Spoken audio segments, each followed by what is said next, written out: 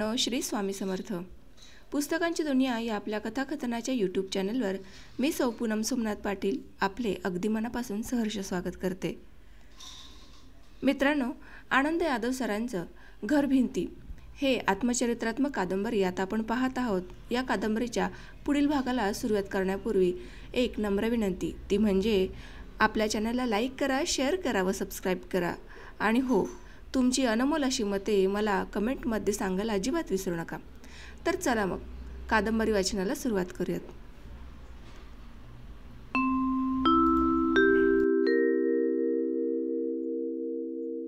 मळ्याचा मजदूर सप्टेंबर अखेरीला झाला, तरी 2-2.5 महिने मी गेलो नाही. मनातील भीती काही कमी होत नव्हती. सगळ्यांची दुःख ताजी आहेत. वर्मावर घाव घालून खोलवर गेलेले आहेत. घायाळ झालेले माझं घर मला बघवणार नाहीत. मीही त्यांच्याबरोबर हातपाय गाळून बसेल. सगळ्यांनीच हाय खाल्ली तर घर बुडायला उशीर लागणार नाही. निदान मला तरी उसना अवसान आणून ताट उभं राहिलं पाहिजे. सगळ्यांच्या मनाची भळभळ कमी झाली की मग जाता येईल. अर्धे बेशुद्ध अवस्थेत त्यांना बघणं नको आहे. पैशांचा मात्र सतत मारा करत राहिलो. कुणी बी धीर सोडू नका. मळा गेला तो आपला नव्हताच. सरकारी कायद्यानं जरी आपल्याला तो मिळाला होता, तो काय आपण खरेदी केला नव्हता. त्यामुळं मालकानं संधी साधून घात केला. आता आपण जमेल तेवढं एखादं वाळलं रान खरेदी करू. जमला तर एखादा 2-4 एकराचा मळा खरेदी करू. तूर्त बारका असला तरी चालेल. देवाच्या दयेनं मला नोकरी आहे. उद्या तिच्या आधारानं 10 एकराचा मळा मालकीचा करू नि कागलातल्या मोठ्यात मोठ्या शेतकऱ्यांच्या पंक्तीला दादाला शिवाला बसू. प्रसंग बाका आहे, तवर धीरानं घ्या. पैसे लावून देतोय. आणखी लागलं तर कळवा. जमलं त्यांनी रोजगाराला जावं. जमल त्यानं कुणाच्या तरी उसातला पाला कापून आणावा. जमल त्यानं घर सांभाळावं. पडीक माळावर ढोरं चारायला न्यावीत. पर घरात कुणी बसू नका. कामाला लागा. हातपाय गाळू नका.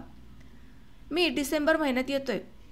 माझ्या नुसत्या पगारावर धड माझं बी संसार चालणार नाही नि तुमच्या बी पासंगाला ते पुरणार नाही. काहीतरी दुसरी कमाई केली पाहिजे. म्हणून मी काय थोडी कामं घेतल्यात. ती झाली की तिकडे येतोच. पुण्यात घर थाटलं, पण महागाई भराभरा वाढू लागली होती. अन्नधान्याचा तुटवडा देशात निर्माण झाला होता. परदेशी निकृष्ट धान्य रेशनवर मिळत होतं. तेच आणून खात होतो. एरवीचं धान्य विकत घेणं परवडणार नव्हतं. महिन्याचा तांदूळ तर 8 दिवसही पुरत नव्हता. तो अगदीच बेचव. भात खाण्याची वासना उडाली होती. 220 रुपये पगारातील 100 रुपये घरभाडं जात होतं. उरलेल्या 120 रुपयातील मला घराकडं पैसे पाठवावे लागत होते. त्यातलेच थोडे उरून आमच्या दोघांचा संसार चालवावा लागत होता. स्मिताचं कॉलेज सुरूच होतं. ती सकाळी कॉलेजला जाऊन 12-12:30ला परत येई नि स्वयंपाकाला लागेल. माझंही कॉलेज सकाळी असल्यामुळं मलाही लवकर उठून जावं लागत होतं. मी राहत होतो काँग्रेस भुवनच्या मागं नि कॉलेज होतं सुभाषनगरला लागून असलेल्या शिवाजी मराठा हायस्कूलच्या कंपाऊंडमध्ये. बस कधी वेळेवर मिळे आणि कधी मिळत नसे. त्यामुळं ओढाताण होऊ लागली. 2-1 किलोमीटर चालत जाणं शक्य असलं तरी वेळ खाणारं होतं. म्हणून काटकसर करून एक सायकल घ्यावी लागली. तिच्यामुळं कॉलेजला 15 मिनिटात जाऊन येऊ लागलो. कॉलेजवरून परतताना मंडईत थांबून भाजीपाला आणता येऊ लागला. महिनाभराचं रेशनिंग हँडलला पिशवी अडकून आणता येऊ लागलं. इकडं तिकडं कामासाठी जाता येऊ लागलं. सायकलीमुळं पुन्हा सगळं पायाखाली आल्यागत वाटू लागलं. 3-4 महिने गेले तरी बसता नीट बसेना. महिन्याच्या शेवटाच्या आठवड्यात एकही पैसा हातात नसे. प्राध्यापक मित्रांकडून थोडे थोडे पैसे उसने मागून घेऊ लागलो. नवा भाडेकरू असल्यानं घर मालकाचं भाडं प्रत्येक महिन्याच्या 1 तारखेला आगाऊ देणं भाग होतं. पगारातनं भाडं गेलं की एकदम खड्डा पडल्यागत होई. स्मिता म्हणाली, अहो, आपण आपल्या घरच्या माणसांना मिळून घालायला पुण्यात आलो की घरमालकाला मिळून घालायला? तिचं म्हणणं मला कळत होतं. निम्मा पगार घरमालकाला जात होता आणि निम्मा पगारात माझा पुण्यातला संसार आणि माझ्या गावाकडच्या आटल्याचा संसार चालवावा लागत होता. पानशेत नुकतंच होऊन गेल्यामुळं पुण्यात पाणी 15-20 मिनिटं एकदम बारीक निर्जीव धारेने येईल. त्याच्यासाठी मारामारी करावी लागत होती. पहिल्या मजल्यावर माझी जागा. तळमजल्यावर जाऊन वादावादी करून पाणी भरून वर आणावं लागत होतं. सारखी धावपळ. प्रत्येकाची ओढ्यात नसल्यानं कुणी कुणाविषयी फारशी सहानुभूती दाखवू शकत नसे. आर्थिक बाबतीत तर ही सहानुभूती शून्याच्या बिंदूवर गेलेली. मन हताश होऊन जाई. पुण्यात आलो कशासाठी आणि काय झालं असं वाटे. सगळं निष्फळ आहे. आपण पंढरपूर सोडून फसलो आहोत असं वाटू लागलं. पंढरपुरात घरभाडं नुसतं महिना 20 रुपये, इथं 100 रुपये. मोलकरणीला तिथं 3 रुपये तर इथं 10 रुपयांच्या खाली मोलकरीण नाही. तिथं कॉलेजला चालत तर इथं बसला पैसे. तरी स्मिताची पळापळ सुटत नाही. इथं सगळं महाग. चपलाचा तुटलेला अंगठा लावायला सुद्धा तिथल्यापेक्षा दुप्पट पैसे.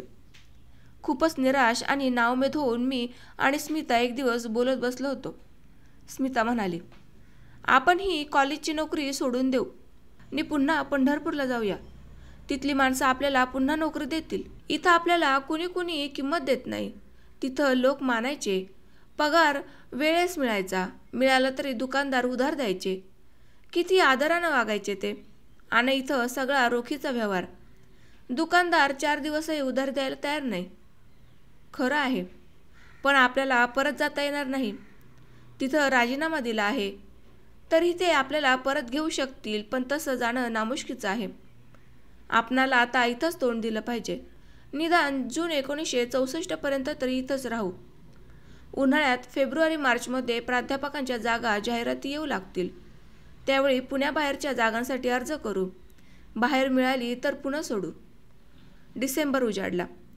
शेवटच्या आठवड्यात गावाकडे जायचं होतं. तिकडच्या घराची धुळधाण झाल्यामुळं पैशाची निकड होती, पण हातात एकही पैसा नव्हता. स्मिताच्या नावावर कन्यादानाचे 3,000 रुपये असल्याची आठवण मला सारखी डिवचत होती. लग्न झालं तेव्हा साखरपुड्याच्या अगोदर माझे सासरे डॉक्टर हाटुगडे यांना मी सांगितलं होतं, मुलगी SSC आहे, मी तर MA आहे. पुढं मला PhD व्हायचं आहे. माझी इच्छा अशी आहे की मुलीनं निदान BA पर्यंत तरी शिकावं, पदवीधर व्हावं. तिला शिकवा, ती शिकेल. शिक्षणाची तिला आवड आहे. तिला मी शिकवणारच. पण तुम्हाला माहीत आहे की माझ्या घरची परिस्थिती कशी आहे. मला तिच्या शिक्षणाबरोबर हे सारं घर उभारून धरायचं आहे. माझ्या 2 भावांना शिकवायचं आहे. 2 बहिणींची लग्न करायची आहेत. मी माझ्या मुलीच्या कॉलेजच्या शिक्षणाचा खर्च म्हणून आपणास 3,000 रुपये देतो. वाटलंच तर ते कन्यादान समजा. तिच्या अंगावर योग्य ते अलंकार घालतो. लग्न करून देतो. यापेक्षा आणखी काही मदत तुम्हाला पाहिजे का? काही नको. मी आर्थिकदृष्ट्या गरीब आहे. दुसऱ्यांची रानं करणाऱ्या शेतकऱ्याचा मुलगा आहे. तुम्ही आणि तुमच्या मुलीनं मला सांभाळून घेतलं पाहिजे. तसं घेऊ. आमचं घरही तुमच्या घरासारखं पोराबाळांचं शेतकऱ्यांशी नात्यानं बांधलेलंच आहे. स्मिताजवळ तिला मिळालेल्या या कन्याधनातले मी कागलला जाण्यापूर्वी पैसे मागितले. एकदम खडकावर पडलेल्या घरादाराला थोडा आधार व्हावा म्हणून. सुरू होणाऱ्या सुगीतच थोडं धान्य खरेदी करायची योजना मनाशी आखली होती. मी तिला सांगितलं. तिनं आनंदानं सगळे पैसे मला वापरायला परवानगी दिली. त्यातली थोडी रक्कम घेऊन मी नाताळच्या सुट्टीत कागलला गेलो. कागलात काय पाहायला मिळेल याची कल्पना करवत नव्हती. मीच मला चंद्रबळ आणून धीर देत होतो. तरच आपला आधार सगळ्यांना निर्धास्त करणाऱ्या कृष्णाच्या गोवर्धनासारखा वाटेल. मी शांतपणे कागलला जाऊन पोहोचलो. घरात कुणीच नव्हतं. नुसता दादा तेवढाच परड्यात बसला होता. मला बघितल्यावर त्याच्या डोळ्यात पाणी आलं. एकटाच बसलायस? मी व्यावहारिक प्रश्न विचारला. ढोरागुरांची देखभाल करायला आणि ह्या पसरलेल्या आटल्याची राखण करायला कुणीतरी पाहिजे म्हणून बसलोय. झालं. बाकीच्या कुठे गेली? त्यानं कोण कुठं गेलंय ते सांगितलं. आप्पा आणि दौलत शाळेत गेले होते. आप्पा 8वीत तर दौलत 3रीत होता. हिरा कुणाच्या तरी ओढ्याला म्हसरं घेऊन गेली होती. हातापाया पडून दुसऱ्या शेतकऱ्याच्या ओढ्याला दट्टाला म्हसरं चारत होती. तिच्या नवऱ्यानं तिला नांदायचा विचार सोडून दिला होता. तिची तब्येत पुन्हा पूर्वी होती तशी रोगट झालेली. कधी दगा देईल याचा पत्ता नव्हता. तरी ती म्हसरांची देखभाल करत होती. तिच्याबरोबरच 11 वर्षांची आणसा शिरडं घेऊन गेलेली. आई, शिवा आणि लक्ष्मी कदमाच्या रानात रोजगाराला गेली होती. दादा एकटा शून्यात बघत बसलेला बघून मला आठवण झाली. मळ्यात सकाळी सकाळी तो माझी वाट बघत खोपीसमोर खळ्यावर किंवा धावेवर असाच बसलेला असायचा. सकाळी मी घराकडनं चहा घेऊन आलो की मोठ धरायचा. कधी कधी तसाच बसून चहा प्यायचा आणि मला मोठ धरायला सांगायचा. लागलेल्या पिकाकडं, ऊसाकडं बघताना दादाच्या मनात एक हिरवगार स्वप्न फुलायचं. त्याच्या वाट्याला यंदाची सुगी भरपूर येईल, जुंधळा झकास येईल, मिरचीला तोरणं लोंबाय लागल्यात, भुईमुगाचा चिक्कार पुढं धरल, रानं पिवळं हडकून झाले, ऊस बघून वाटे गुळ 5-6 गाड्या होईल, तेवढा झाला तर कोट कल्याण होईल. आणि मग त्याचा उत्साह वाढे. उत्साहात तो सगळ्या पीक पाण्याचा हिशोब मला सांगे. तो मनात खंडित पोत्यात गाड्यात असे. त्याची किती पैसे होतील हे तो मला विचारी. मी अंदाजानं रकमा धरून गुणाकार बेरीज करी. दलालाचं कर्ज, मालकाचा फाळा वजा करी नी एवढे एवढे उरतील म्हणून सांगे. दादाचा आणखी उत्साह वाढे आणि तो मोठेवर पहाडी आवाजात गाणी म्हणत मोठ मारी. मला गंमत वाटे, कारण साल अखेरीला त्यातलं चौथाईही पिकलेलं नसे. तरी दादाची स्वप्न प्रत्येक वर्षी आकार घेत आणि त्याच्या कष्टासाठी उत्साह वाढवेत. पण आता तसं काहीच नव्हतं. समोर नुसतं शून्य होतं. दादा त्या शून्याची किंमत करत बसलेला. त्याच्याशी मी काहीतरी इकडचं तिकडचं बोलू लागलो. बोलता बोलता मगदुराचा विषय काढला. सगळं विचारून घेतलं. मगदुराचे पैसे 3 महिने झाले तरी अजून हातात आले नव्हते. ते कधी मिळतील सांगता येत नव्हतं. दादाबरोबर तासभर बोलत बसलो. 5 वाजले होते. घरातील सगळी माणसं यायला अजून 2 तास तरी लागणार होते. मी दादाला म्हटलं, मामाकडे जाऊन येतो, मग रातचं सगळीजण निवांत बसूया. मी सरळ मामाच्या गिरणीकडे गेलो. त्यानं नुकतीच पिठाची गिरण, चटणी कांडपाचं मशीन चालू केलं होतं. त्याच्या घरची वाताहत याच वर्षाच्या आरंभापासून सुरू झाली होती, पण त्यानं चिवटपणानं तिला तोंड दिलं होतं. मामाला पूर्वीपासून दारू पिण्याचा नाद होता. ते व्यसन त्यानं हाताबाहेर कधीच सोडलं नव्हतं, पण एका क्षणी ते सुटलं. शेठजीच्या एका मोठ्या मळ्यात तो कारभारी होता. मळ्याची सर्व प्रकारची देखभाल करण्याचं काम त्याच्याकडे होतं. शिवाय शेठजीची 20 इंजिनं त्याच्या ताब्यात होती. त्याच्यावर 20 भर ड्रायव्हर होते. त्या सगळ्यांची काळजी वाहण्याचं मेस्त्रीचं काम त्याच्याकडे होतं. हे कारभारीन सांभाळत त्याने स्वतंत्रपणे थोडं रान केलं होतं. घरात एक दुभती म्हैस कायम ठेवली होती. त्याचं सगळं बरं चाललेलं. मामाची बायको रखमाबाई कष्टाळू होती. ती सगळं घरातलं पाही, म्हशीचं बघे, माणसं लावून घेऊन शेतातलं बघे. मामा कारभारी असल्यामुळं मळ्यात जे काही पिके त्यातलं मुठपसा आपल्याही घराकडं काखेत ना आणे. शिवाय थोडा पगार मिळे. म्हशीला प्रसंगी मळ्यातील वैरण मिळे. घर खाऊन पिऊन सुखी होतं. शिल्लक काही उरत नसलं, वर्षाच्या वर्षाला संपत असलं तरी उपासमार होत नव्हती. पोराबाळांच्या तोंडात वेळसरी घास पडत होता. पण मामाला हवी तेव्हा हातभट्टीची दारू मिळेना. पिंपळगावच्या ज्या ओढ्यात चोरून हातभट्ट्या लावलेल्या असत तिथं वरचेवर दहाडी पडू लागल्या नी तिथल्या भट्ट्या बंद पडल्या. मामाची पंचायत झाली. म्हणून त्याने उसाच्या फड्यात लांब एका बाजूला एका दोस्ताला हातभट्टीची दारू गाळण्याची चोरून परवानगी दिली. मामाला मग हवी तेव्हा दारू मिळू लागली. त्याचं पिण्याचं प्रमाणही वाढलं. दारू फुकट मिळू लागली. शेठजींच्या लक्षात ही गोष्ट आली आणि त्यांनी 15 वर्ष नोकरीत असलेल्या मामाला कामावरनं तडकाफडकी काढून टाकलं. मामाला काहीच बोलता आलं नाही. त्यानं गयावया केली, पण जमलं नाही. मामाच्या हुशारीपोटी, धाडसापोटी, कामं ओढण्याच्या सराईतपणापोटी शेठजींनी त्याच्या अनेक चुका पोटात घातल्या होत्या. पण ह्यो फारच मोठा गुन्हा शेठजींना वाटला. मामाच्या पापाचा घडा भरल्यागत झाला आणि त्याचं घर अचानक खडकावर पडलं. पण त्याचा स्वभाव हाय खाऊन हातपाय गाळून बसण्याचा नव्हता. त्याच्या ताब्यात 4 एकराचं वाळलं रान होतं. दुभती म्हैस होती.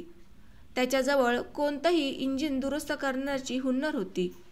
पण इंजिन आता कमी होऊ लागली होती. गावात नुकतीच वीज आली होती. विजेवर चालणारी पिठाची गिरणी आणि चटणी मशीन चालवावं असं त्याला वाटू लागलं. त्यासाठी त्यानं मटण मंडईसमोर शेड बांधायला जागा विकत घेतली. पिठाची चक्की, चटणी मशीन, मोटार, वीज मीटर, शेडच्या बांधकामाचं साहित्य आणि बांधकाम यांचा अंदाजे खर्च काढला. बहुतेक सगळं त्याचं काम पूर्ण करून घेतलं. बायकोचे दागिने विकून खर्च भागवला. अगदी शेवटी त्याला 1,500-2 हजारांची गरज वाटू लागली. वर्षारंभी म्हणजे गेल्या संक्रांतीलाच त्यानं माझ्याकडं पैशाची मागणी केली होती. मी काटकसर करून 2-3 वर्षात उरलेले माझे 1,500 रुपये त्याला देऊन टाकले. मला ती संधी वाटली. अधनमधनं घरगुती भांडणं होत असली तरी मामानं माझ्यावर प्रेम केलं होतं. त्याचा माझ्यावर जीव होता. अधूनमधून त्यानं मला लहानपणी खाऊ दिलेला, रत्नागिरीला जाताना 5 रुपये दिलेले सगळं आठवत होतं. माझ्या शिकण्याचं त्याला कौतुक होतं. मला आता थोडं उतराई होण्याची ही संधी होती. मी माझा खिसा झाडून मोकळा केला आणि मामाला सांगितलं, एवढं माझ्याजवळ आहेत, हे घे. कवा सवड होईल तवा दे. ही माझी ठेव म्हणून तुझ्याकडे असू दे. मामाला खूप बरं वाटलं. तो कामाला उत्साहानं लागला. पुढं सुंदरानं जीव दिला, मळा गेला. या काळात मामानं पुढं होऊन मदत केली. सुंदराच्या प्रेताचा शोध लावण्याचा प्रयत्न केला. मळा निदान वर्षभर तरी आमच्याकडे राहील म्हणून धडपड केली. त्याला त्यात यश आलं नाही. तरी मदतीमुळं घरादाराला धीर आधार मिळाला. मळ्याचा मगदूर कसा काय झाला, नेमकं काय काय घडलं ते त्याच्या तोंडूनच ऐकावं असं वाटू लागलं. दादाला ते काही नीटपणे सांगायला जमत नव्हतं. तो सारखा भावविवश होऊन बोलत होता. मूळ मुद्दा त्याच्या बोलण्यात सारखा सुटत होता. दृष्टांत काय काय झाले यावरच तो भर देत होता. म्हणून मी मामाकडे गेलो. त्यानं ते सविस्तर आणि तपशीलवार सांगितलं. सगळीकडं मालकाचीच माणसं आहेत. आपल्याला ते झेपणारं नाही. मळ्यातनं पाय काढायच्या आधीच काहीतरी केलं असतं, धडपड केली असती, खर्च करून वरपर्यंत गेलो असतो तर मळा हातचा गेला बी नसता. पर एवढं धाडस भाऊजीजवळ नाही, शेवटी मामानं सांगितलं. गिरणी चांगली चालली होती. रखमाबाई चटणी मशीन चालवत होती. मामाचा मोठा मुलगा बाळू 10वीत शाळा सोडून देऊन पिठाच्या चक्कीवर उभा होता. मेलेला माझ्या थोरल्या सख्या बहिणीचा एकुलता एक मुलगा, हुशार, पण मामानं त्याची शाळा बंद केली आणि चक्कीवर ठेवला. असं का केलंस मामा? अरे, मला 12 24 तास हिथं चक्कीवर बांधून घाटल्यागत राहता येणार नाही. कुणाचं इंजिन दुरुस्त करायचे असतात. लांबच्या गावची माणसं दुरुस्तीसाठी बोलवायला येतात. तो धंदा मला सोडून भागणार नाही. आणि ही चक्की आता चालती तशी चालू लागली तर घरादारचं पोटपाणी तिच्यावर चालेल. बाळू चक्की चालवल आणि बाकीची पोरं शिकतील. दुसरं काहीतरी पोटापाण्याचा धंदा बघतील. मामानं आपला घरगुती हिशोब मांडला. मला वाईट वाटलं. पोरगं शिकलं असतं तर बरं झालं असतं. घरादाराची कळा बदलून गेली असती. रोजगाराचं येडबागडं घर नोकरदारांच्या घरासारखं नीटनीटकं झालं असतं, मी बोललो. पण मामाला ते काही पटलं नाही. त्याचा हिशोब पैशांच्या भाषेतला पोटापाण्यापुरता मर्यादित असलेला होता. मी मामाला म्हणालो, मामा, आज आमचा मळा गेला, घरदार ढाकलं लागलं. मी जर शिकलेला नसतो तर सुंदरा जशी पुराच्या पाण्यासंग वाहून गेली तसं घर बी वाहून गेलं असतं. पर मी शिकलो म्हणून ते तगलं. आता हे तुझ्या डोळ्यासमोरचं तू बघतोयस नवं. असं असून बी तू बाळूला शाळेतनं का काढलंस? पोरगं हुशार आहे, पुढं शिकल तर समद्याचं कल्याण होईल. अंदा, सगळीच पोरं तुझ्यासारखी असती तर मग हे बाळूच्या नशिबाला आलं नसतं. हुशार हाय खरं, लय खोडीत हाय. पहिल्यांदा संध्याकाळी शाळा सुटल्यावर येत जा म्हणून सांगितलं तर येऊ लागलं. मला जरा मोकळीक मिळू लागली. कवा अर्जंट काम आली तर शाळा बुडून चक्कीवर राहायला सांगू लागलो. त्याच्या हातात पैसा खेळू लागला. मग हॉटेलची चमचमीत खाण्याची चटक लागली. अदनबदनं शाळा चुकून चक्कीवर मला राहता यायचं नाही की शिकता बी यायचं नाही. म्हणून मी चक्की बघतो, तुम्ही तुमचं काम बघा असं आता म्हणतोय. काय करू मग? म्हटलं, करतोस तर कर. मी शाळा बंद करून त्याच्या बेंबीला कशाला लावू? मामाला काय म्हणायचं होतं ते माझ्या ध्यानात आलं. बाळू गिरणीत काम करता करता पैसे हातात येऊ लागले नि मामासारखं चैनीत राहता येऊ लागलं म्हणून शाळा नकोशी वाटू लागली. मामालाही वाटू लागलं की त्याच्या इच्छेनुसार गिरणीत काम करतोय तर करू दे. आपणाला कामातून मुक्तता मिळते. राजासारखं आरामात इकडं तिकडं फिरता येईल. एखादं इंजिन दुरुस्तीचं काम आलं तर करायचं. आपली पोरं हाताबुडी येऊ लागलेत. सुखाचे दिवस आता आपल्याला येतील म्हणजे बाळू समजून काढीन. त्याची गिरणीतली कामं बंद करून किंवा त्याच्या हातात गिरणीतले पैसे जाणार नाहीत याची दक्षता घेऊन मामा बाळूला शाळेत पाठवू शकला असता किंवा त्याची समजूत काढून त्याला शाळेत जाण्यास तो प्रवृत्त करू शकला असता. पण मनोमन तसं त्यालाही करायला नको वाटत होतं. बाळूलाही अभ्यासाची दगदग, रोज नेमानं शाळेत जाणं, सतत लक्ष देत वर्गात 5 तास बसणं नको वाटत असावं. त्याला गिरणीच्या वातावरणाचा मोकळा ढाकळा वारा लागला.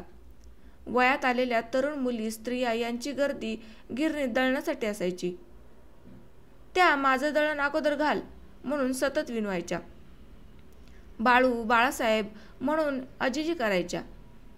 त्याच्या तरुण मनाला ते आवडत असावं. त्यांच्याशी गप्पा मारताना त्याच्या सुप्त तरुण भावभावना गोंजरल्या जात असाव्या. तशात हातात पैसा खेळू लागला, चैन करता येऊ लागली. एखाद्या तरुण मुलीचं दळण उधार घालून देता येऊ लागलं. त्याला तिथंच राहावंसं वाटू लागलं. डोक्याला ताप नाही की परीक्षांची कटकट नाही. त्यानं या प्रवृत्तीवर एका प्रौढ विचाराचं पांघरून घातलं. गिरणी नीट चालाय पाहिजे. एकाला 2 माणसं कामाला असली की कामं उरकतात. शिकून शेवटी कामच करायचे आहेत. तर मग आताच सरीला कामाला लागलं तर काय बंगाळ होणार आहे? असा जबाबदारीचा आव आणणारा विचार बाळूनं मांडला. मामाच्या परंपरागत विचार करणाऱ्या मनाला तो आतल्या आत हवा होता. पोरगं हातापुढे आलं की बापानं आरामात फिरून खायचं असं कष्टाळू शेतकरी मनाला 50च्या आसपास शरीर थकू लागलं की वाटू लागतं. मामाचं तसंच झालं. 4 दिवस बाळूची आणि मामाची मी समजूत काढण्याचा खूप प्रयत्न केला. दोघेही हू हू म्हणाले, पण त्याच्या पुढं काही उपयोग झाला नाही. मामाशी गप्पा मारून ती तास रातीला परत आलो. घरात सगळीच गोळा झाली होती. मी येण्याची वाट बघत होती. माझं उंबऱ्यात पाऊल पडलं नि आईनं हंबरडाच फोडला. माझा मळा गेला रे अंधा. बांधावर तू पोरासारखी वाढवलेली झाडं गेली रे अंधा. पंढरपूरला जाताना नांगरून लोण्यासारखी माती करून देतो म्हणाला होतास, ती माती गेली रे अंधा. माझ्या चिल्यापिल्यांनी घाम गाळून आणलेली पिकं गेली रे अंधा. माझ्या घरादाराची आंब्याची सावली गेली रे अंधा. तुझं उन्हाळ्यातलं वस्तीचं खेळ बी गेलं. प्रलय काळातल्या सागर लाटेत पिलासह घट्ट बुडालेल्या टिटवीसारखी ती आक्रोश करू लागली. आईचं हे अनपेक्षित हंबरणं ऐकून पोरंही हू म्हणून रडू लागली. सगळा हलकल्लोल माजला. मलाही भडभडून आलं. हुंदके येऊ लागले. गल्लीला वाटलं आमच्या घरात काहीतरी अशुभ घडलं. म्हणून माणसं पटापटा घरात येऊ लागली. सोप्यात एकदम गर्दी झाली. माझ्या हे लक्षात आलं आणि मी आईला गप्प केलं. गप्प बस आता. घरात कुणी काय मेलं नाही. नवरा हाय, वाघासारखं 4 लोक आहेत. तुला तोडीस तोड सवाई मळा आम्ही इकत घेऊन दाखवू. गल्लीची माणसं काय म्हणतील आई? रडू आवर बघू. गप. तिनं शोक आवरला. मी गल्लीतल्या सगळ्या लोकांना घरी जाण्यासाठी विनंती केली. घर शांत झालं. तासभर तसाच गेला. धोंडूबाईनं स्वयंपाकघरातनं सगळ्यांना जेवायला हाक मारली. सिद्धनेरलीहून 3-4 वर्षांच्या पोरीला घेऊन ती नुकतीच आली होती. जेवायला जावा र, आईनं पोरांना सांगितलं. सगळीच बसूया की एकदम, मी आईला सुचवलं. नग, पोरं जेवून घ्यात अगोदर. तू बी जेव जा. भुकेने तू आला असशील. नाही, मी तुझ्या संगत जेवतो. रीतीप्रमाणे पोरं अगोदर जेवायला बसली. परड्यातल्या खोपड्यात बसलेल्या दादालाही धोंडूबाईनं जेवायला बोलवलं. तिनं मग सगळ्यांना वाढलं. मी आणि आई सोप्यातच बोलत बसलो. गवळ्याच्या माळाला वाऱ्या वादळात पडलेली ईज त्या मळ्यात माझ्यावर पडली असती तर बरं झालं असतं म्हणणास. जीव समाधान झाला असता. हे बघायचं नशिबाला आलं नसतं. खुळी आहेस तू, काहीतरी बोलतेस. नाही र बाबा, खरं खरं खरं तुला सांगतोय. असं रोज एकाच्या बांधाला भीक मागायला जाण्यापरास अशी मेलो असतो तर जीव गंगाजळ झाला असता. मी तिची समजूत काढत होतो, पण ती विवश झाली होती. अखंड बोलत होती. मनात जे येईल त्याला वाट करून देत होती. सुंदराच्या मृत्यूपेक्षा मळा गेल्याचं दुःख तिला अधिक झालं होतं. सुंदराचं दुःख 2-3 महिन्यात जिरलं गेलं. सुंदराविषयी दादाला दृष्टांत झाला होता. त्याला वाटत होतं सुंदरा अजून जिवंत आहे. ती खालतीकडे गेली.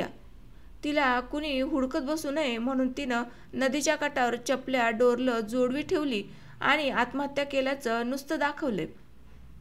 स्वतः मातूर पै पाहुण्यांकडे गेली. 2 महिन्यात ती येणार आहे. तिनं जीव दिला म्हणून सौंदर्यात खोट्या आवया उठवल्यात असं काहीतरी सांगू लागला. सगळ्यांच्या मनाला दादाचं सांगणं विरंगुळ्यासारखं वाटत होतं. मनाला आतात वाटायचं दादाचा दृष्टांत खरा ठरावा. सुंदरा जीव देणार नाही. दादाच्या सांगण्यावर विश्वास ठेवून आई पै पाहुण्यांकडं माणसं लावून देत होती. सगळ्यांना प्रेमानं आणि खडसवून विचारत होती. तुमच्याकडं जीवाला बरं वाटावं म्हणून आले असल तर थोडं दिवस राहू दे, पर खरं सांगा असं म्हणत होती. वाट बघता बघता तिचं सुंदराविषयीचं दुःख निवत चाललं होतं.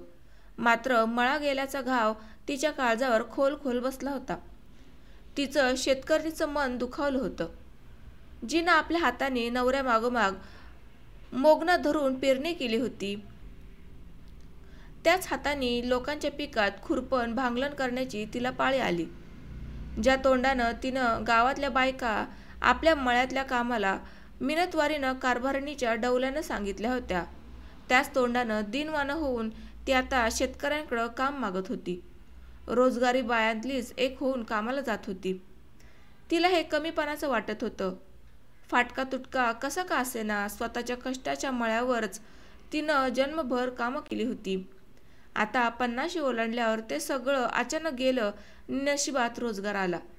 तिला हे अनपेक्षित होतं. या वयात तिला ते झेपणाचं झालं होतं.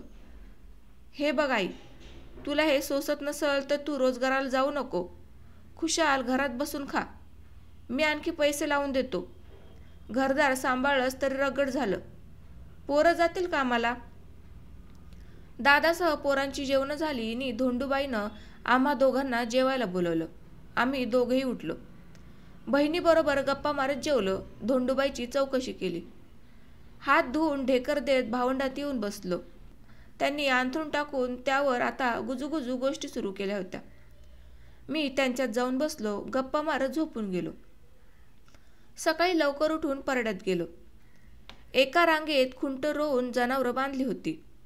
पावसात जनावरं आणि 3-4 शेरडं. दादानं नुकतंच उठून त्यासनी शेणं भरलेली, त्यांच्यासमोर वैरणी टाकलेल्या, त्यांच्यावर ना मांडव ना सावली.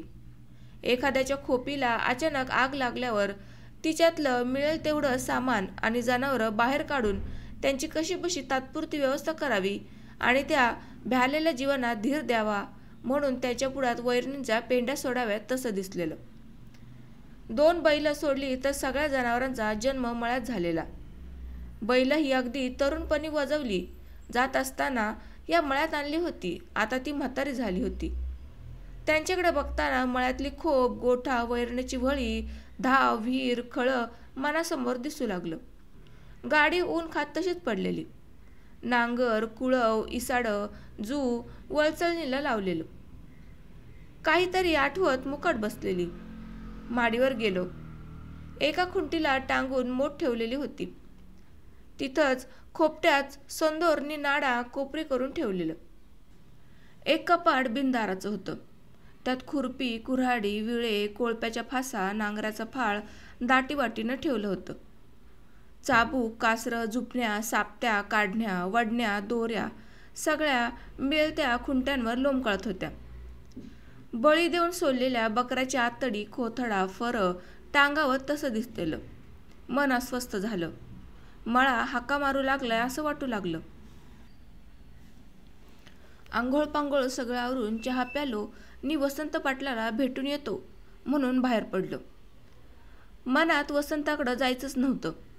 गावभर सुसाट हिंडावं, गावच्या आसपासचे मळे दळे बेफाटपणे पायाखाली घालावेत असं वाटू लागलं. भटकलो. शरीराला आणि मनाला भटक भटक भटकून एवढं शिनवलं तरी माझ्या मळ्याकडं गेल्याशिवाय चैन पडेना. कशाला जायचं असं मन विचारत असतानाही शरीर तिकडं खेचलं जात होतं. कोण पाहिजे, काय पाहिजे असं मळ्याच्या मालकानं राखणीला ठेवलेला माणूस तिथं विचारत असतानाही मी त्याला न जुमानता मळाभर भटकलो. जाता जाता त्याला सांगितलं, आनंद जकाते येऊन गेला म्हणून आप्पासाहेब उपाध्यासने सांगा. माझ्या अंगावर मॅनिला, पॅन्ट, सँडल, हातात घड्याळ, खिशात रुमाल असा प्राध्यापकी ढंगाचा पोशाख होता. राखणदार माझ्याकडं नुसता बघतच उभा राहिला. मळ्यातली पिकं भरघोस आली होती. गेली 2 वर्ष कष्ट मशागतीसाठी पगारातला भरपूर पैसा ओतला होता. त्याचा परिणाम मळ्याच्या पिकांवर साईसारखा साकळला होता. परतताना मळ्यातला पाय उचलेनासा झाला. तरी हट्टी पोराला थोबाडात देऊन सरळ करावं तसं शरीराला वाटेवर ढकलून दिलं. अंगावरचं चमडं कुणीतरी सुरीनं सोलत होतं, कुणीतरी काळीच कुऱ्हाडीनं पाकलत होतं नि त्याचं तुकडे पिकावर फेकत होतं. गाढवा, कशाला गेलास तिकडं? तुझं मरण तूच बघायला. चुकलं माझं. जीव रावला नाही. आता पुन्हा येणार नाही. रक्तमांसाचं खत करून पिकवलेला मळा मालक खाऊ दे. कष्टकराच्या उपाशी तोंडातला घास काढून त्यो चैन करू दे, त्याचा जय जयकार. मीच माझ्याशी उलटसुलट बोलत घाळ पराभूतासारखा परतलो. रात्री चमत्कारिक स्वप्न पडलं. मी नुकताच पुण्याहून आलो आहे. आई मळा गेला म्हणून सारखा शोक करते आहे.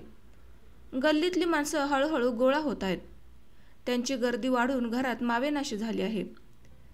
त्या माणसांची हळूहळू विराट सभा होते आहे. तिच्यासाठी ग्रामीण भागातील गरीब जनता प्रचंड संख्येने येऊ लागली आहे. त्या सभेला महाराष्ट्राचे लाडके नेते यशवंतराव चव्हाण येणार आहेत. तरीही सभेच्या स्टेजवर बसून आईचा शोक चालूच आहे. तो बंद व्हावा म्हणून दटावणाऱ्या अधिकाऱ्यांनी आपल्या लांब लेखण्यांच्या जादूच्या कांड्या एकदम फिरून आईची बाहुली करून टाकली आहे. तरीही आई शोक करतेच आहे. यशवंतराव चव्हाण आले आहेत. धीरगंभीर आवाजात शेतकऱ्यांच्या जीवनात नवयुग निर्माण करणाऱ्या शेती सुधारणांविषयी काही बोलतायत. आईचा आवाज मात्र त्यात ऐकू येईनासा झाला आहे. क्वचित तो 2 वाक्यांच्या मधल्या शांततेत क्षीण होऊन ऐकायला येतो आहे. तिच्या म्हणण्याकडं कुणाचं लक्ष नाहीये. सभेला श्रोते होऊन बसलेले पांढरे शुभ्र लोक यशवंतरावांच्याच व्याख्यानाला जोरजोरात टाळ्या वाजवत आहेत. भल्या पहाटे कुणाची तरी मोटारसायकल टर्र आवाज करत जात होती. तिनं माझी झोपमोड केली. मला तिचा आवाज नवा युगाच्या टाळ्या वाजवत असल्यासारखं वाटला. आईची झोप टाळ्यावाल्या सुधारणांनीच कधीच उडाली होती.